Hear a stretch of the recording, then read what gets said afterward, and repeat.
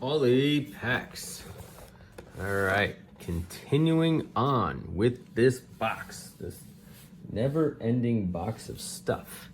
So this one we got more of the traditional cards than the last thing I went through, but still some interesting things in here, some things that I have not yet seen before. We have a flip book of Donnie Baseball going through his home run swing and hitting it out of the park. And then you have him making a great play at first base and throwing somebody out across the diamond. So Gold Glove throw and home run swing, Donnie Baseball book. And in here, they kind of talk about each single one, what he did, through it. So pretty cool. I haven't seen those before. Flip tips. I don't know if they were supposed to help people with their batting and hitting at the time, but it was pretty cool. I never saw that, and being a Donnie Baseball fan, I thought that was pretty cool to kind of add to my PC.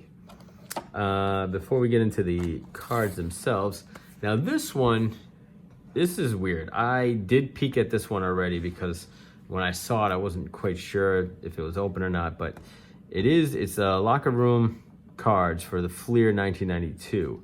And it looks like there's some insert cards here that would be special to it. So I thought maybe these were special cards or something crazy. Answer is no. They are just the typical 1992 Fleer cards. And so I am not going to go through those because nobody needs to see a bunch of 140 commons. This next one here, look, we got the Ken Griffey Sports Shots Collector's Books. So a little insight to him, a little bit of explanation of how he got through, went through high school and then made it up to the majors and blah, blah, blah. Was that a booger or something? What the heck is that? And so pretty interesting. I guess a nice little book, but from Scholastic. So not issued by Topps or anything like that. So probably something that you hand in or get something from the box tops and you can hand it in. So I don't know which one to tackle first. So it was weird. There was a box of cards that this guy had that Wax Packs and I went through, and it was a box, like a huge bin of just vintage cards. And when I mean vintage, I'm talking 1973s, 60s cards, 70s cards, maybe some early 80s cards. But the problem was they were all in real bad shape, like pretty torn up. So, he was letting us go through it and kind of, because they were in such bad shape, just going through and picking through what we kind of wanted. So we were just grabbing handfuls of cards and going through some things. So let me show you some of the stuff I got from that, and then some of the stuff I just grabbed off the side. But the first one I came across was this Roberto Clemente 1973 card. So I put it in the plastic and this, so it wasn't in that, it was just loose. And the corners are a little worn, but the condition itself is actually pretty good, all things considered, being in that bin, right? And I'm gonna show you some other cards in a little bit that were in that bin, and you'll see why. But this one kind of came through, I would say, unscathed, or not very, pretty well off. So I was pretty happy with getting that card. Here, let me move this box so I can kind of keep that there. So I was pretty happy with that one. This one I thought was pretty cool. So he had this one on the side, and I was just looking at it anyway, so he allowed me to take it. But it's a black and white 1984 Topps Darryl Strawberry, but it comes from Nestle. So I'd never seen the black and white version before, right? Even here, it's the backside's in black and white. So, it's cool. It's his rookie, but two, I had not seen that before. So grab that one because I thought that was very unique and kind of special. So the next bunch of cards here are just cards that, again, going through this bin, I found, I saw some good names that I liked or some interesting cards that I liked, but you can see, right, the condition here, right, if I can show you guys, right, it's tough. Like, these are tough condition cards. So it's cool to have the names, but ultimately they're going to be in pretty rough shape. So you got an in-action Carl Yastrzemski. You got a 78, I think it is. 77, Dave Winfield. Kind of miscut, but actually in pretty good shape. Again, all things considered. Anytime I see Thurman Munson, I gotta grab him here. So this is the 3, I think it is. 72. 72 tops for Thurman Munson, but pretty cool. You get your Hank Aaron. This is the 74, I think, gave him the kind of the throwback or the nod to his previous cards and everything else, I think, because he broke the home run record at that point. Anytime you can get Reggie Jackson in a card, I grab that as well. So the 1971 leaders. Again, a little rough shape, a little banged up on the corners, but not too bad. Ken Singleton, always grabbed him. I kind of like him. He was an announcer there for a while with the Yankees. Kind of liked him. I always thought he was kind of level-headed, even-keeled. And then you got Robin Yount, right, coming through. I think this is, again, the 77. So, 75 being his rookie. So, third-year card for him. But nice. It was in decent enough shape. Same thing here. Decent enough shape for a 1971 card, let alone, Tommy John, right? Not his rookie, well into his career, but he pitched forever. I mean, Tommy John he kept going. Willie Stargell, right? Another 73 card. This one, 72. But this one, again, a little warped, a little bent, but big name. You're not going to pass that up. Rod Carew was in there. So this is one of, I guess, the more recent cards in that grouping. This is the 81 Fleer, or 82 Fleer, I should say. So more towards the end of his career. But you got Ted Simmons, 1974 tops. Again, the corner is a little soft and worn, but hey, he's a Hall of Famer now, so grab him.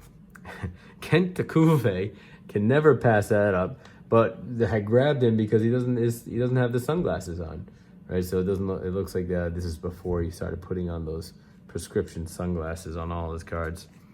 Then you got Ozzie Smith, right? Never pass up chance to get the Wizard, 1982.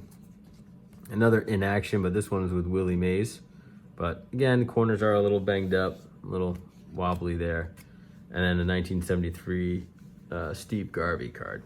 So pretty good stuff. I mean, for vintage cards and, again, just kind of going through it and just he's saying, just grab what you can and throw it in your pile. So I got the 1972 Yankees team card. So I got a couple of those, some in better shape than others, but I think there was 4 of them. I think there's 2 stuck in there. Yep. You had a 1974 Jim Palmer, but again, a little banged up. Same thing here. Willie Stargell, this one is really banged up. Chris Soule will say the run over by the truck division. I think that qualifies. You have the 72 Steve Garvey. This one was in there randomly. This Gale Sayers running back for the Bears. So certainly grab that. A 1972 card for him.